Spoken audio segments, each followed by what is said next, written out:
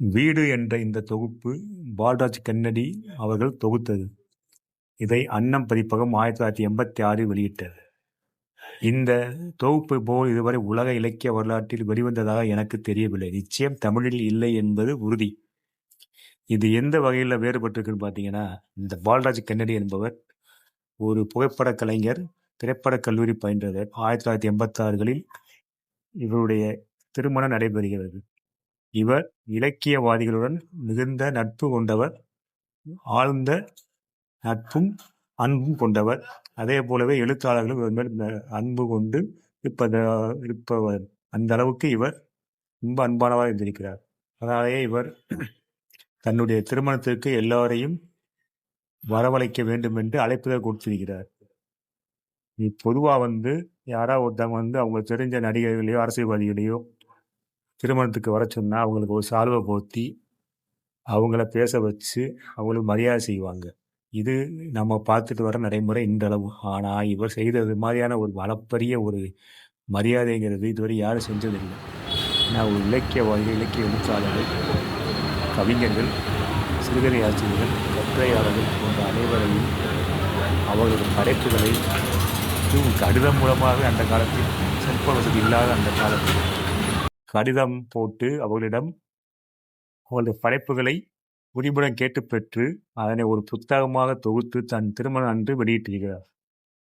ஒருவர் தன்னுடைய திருமணம் அன்று நான் ஒரு தொகுப்பு வெளியிடப் போகிறேன், அதற்கு உங்கள் படைப்புகளை அனுப்புங்கள் என்று ஒரு கடிதம் மூலம் அவர்களுக்கு அனுப்பினார் என்றால் அவர் எவ்வளவு அவர்களுடன் நெருக்கமாகவும் அன்பாகவும் இருந்திருக்கிறார் என்றும், அதே அளவு அவர்களும் இவர் மேல் எவ்வளவு நட்பாகவும் இருந்திருக்கிறார் என்பது நமக்கு இதிலிருந்தே தெரியும்.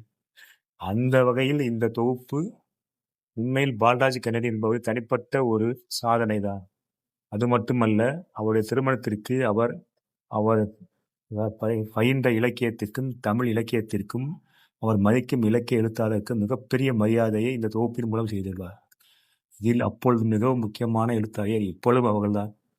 கி. ராஜநாராயணன், சுந்தர ராமசாமி, தர்ம அரூப், ஜீவராம் பிரமிழ், ஞானக்கூத்தன், வண்ண நிலவன், அறிவுமதி, காலப்பிரதி சுப்பிரமணியன் என்று அடுக்கிக் கொண்டே போகலாம். அப்படி பல பேருடைய கவிதைகள், கட்டுரைகள், சிறுகதைகள், ராஜநாராயணன் நாடகம் எழுதினார் என்பதை இதை பார்த்துதான் நான் அறிந்து கொண்டேன். அந்த அளவில் கீரா அவர்களின் நாடகமும் இது இடம்பெற்றிருக்கிறது. மற்றும் இவரை வாழ்த்தி அவர்களை எழுதி அனுப்பிய கடிதங்களும் இடம்பெற்றிருக்கிறது.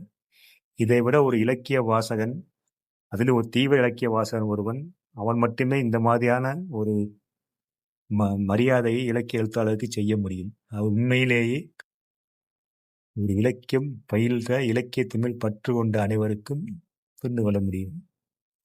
அந்த வகையில் இந்த புத்தகம் இன்றளவும் தன் தொகுப்பில் புதுமையாகவும் மிகவும் ஒரு முக்கியமான படைப்பாகவும் எனக்கு படுகிறது, உங்களுக்கும் படும். ஏனென்றால் இந்த தொகுப்பில் அத்தனை முக்கியமான படைப்பாளிகளின் முக்கியமான படைப்புகள் அத்தனை வெளிவந்துள்ளது. சுந்தர ராமசாமி, கி. ராஜநாராயணன், பிரமிழ், வண்ணதாசன், அதி, ஞானக்கூத்தன் இவரெல்லாம் ஒரே தொகுப்பில் பார்க்க கிடைப்பது மிகவும் அரிதான ஒரு விஷயமாகவே இலக்கிய வட்டாரத்தில் இலக்கியம் மறந்தவர்களுக்கு தெரியும்.